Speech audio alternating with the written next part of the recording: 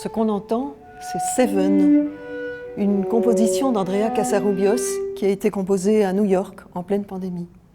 Seven, c'est le couvre-feu de 7 heures, c'est le moment où on rend hommage aux soignants du Covid, mais aussi aux morts du Covid.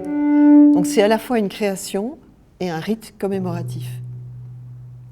Le rite et la création ont en commun d'être des paris jetés sur l'efficacité d'une forme qu'on considère comme ayant fait ses preuves dans le passé. Cette forme est investie d'une force symbolique qui tient aux émotions et aux valeurs qu'une communauté leur accorde. Ce livre étudie les liens entre rite et création. Alors il est né lui aussi pendant la pandémie, mais il est le fruit d'un très long travail préparatoire de plusieurs années. J'ai fait intervenir une vingtaine de spécialistes internationaux, les uns spécialistes du rite, les autres de la création. Et ils ont travaillé en interdisciplinarité pour montrer les aspects créatifs du rite et d'autre part la dynamique rituelle de la création. Et en couverture, nous avons choisi une œuvre qui est conservée ici au musée L. C'est Anna de Didier Mahieu. Alors c'est un portrait, c'est le portrait d'une jeune femme belge mais d'origine juive qui a disparu en 1942. Et Didier Mahieu a reconstitué son portrait au départ d'une déposition de police. Alors il a d'abord dessiné, et puis il a utilisé des calques, et puis il a utilisé des matières qui ont fait disparaître l'image. Il a refotographié l'image, il a redessiné l'image, et puis il a étendu de la paraffine pour faire disparaître l'image encore. Cette forme a une histoire, c'est l'histoire d'une apparition et d'une disparition. En fait, c'est une création, mais c'est aussi un rituel.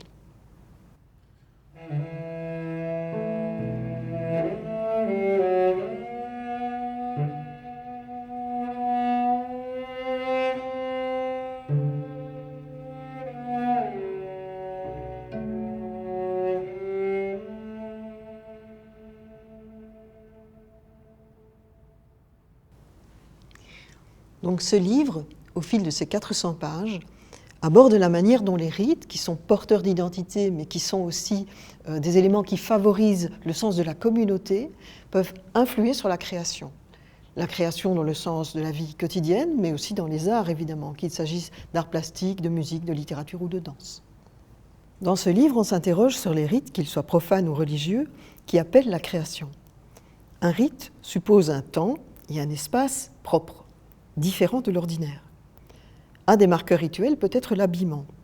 Par exemple, la robe de mariée. Elle concerne un rite de passage. Elle a une symbolique à la fois virginale et festive. Elle peut inspirer la création. Elle peut être une œuvre d'art, par exemple une œuvre d'art brute, comme chez Marguerite Sirvins, qui a passé 10 ans à confectionner avec les fils tirés de draps usagés une robe de dentelle pour son mariage impossible. Et par ce biais, elle lui a donné une existence, à la fois symbolique et réelle. Le rite a entre autres une fonction anxiolytique. Il aide à gérer ce qui fait mal ou qui fait peur. Toutes les créatures vivantes organisent leur vie sociale par des rites. Mais l'être humain est le seul qui invente ces rites, qui en crée de nouveaux. Par exemple, la cérémonie d'investiture du président de la République. Il faut s'inventer une ritualité en s'appuyant sur des symboles tirés de l'histoire nationale d'une part et des codes de mise en scène médiatique d'autre part.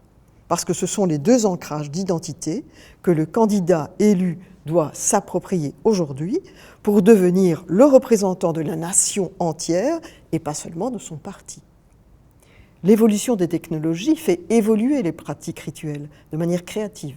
Pensons à Internet. Et par ailleurs, la création génère des ritualités, car créer, c'est d'abord créer les conditions de la création. C'est vrai de la création intellectuelle comme de toute pratique artistique. Alors, dans un entretien, le romancier Yannick Enel évoque ainsi les rites comme processus de mise en disponibilité de soi pour l'écriture, mais aussi comme organisation de l'espace sociétal de la littérature. Nous-mêmes, Noé Beauvois avec son bel instrument, et moi, qui présente ce livre, nous participons à un rituel qui est celui du lancement d'un nouvel ouvrage. Mais en même temps, nous sommes d'une séquence d'une journée d'études qui s'intéresse au rapport entre rite et musée. Et cette journée d'études est elle-même une séquence rituelle d'un autre rituel qui est une exposition qui a lieu ici en ce moment sur l'art du rite. Et ne croyez pas, en nous regardant, derrière votre écran que vous y êtes extérieur. Parce que nous nous adressons à vous en tant que communauté symbolique.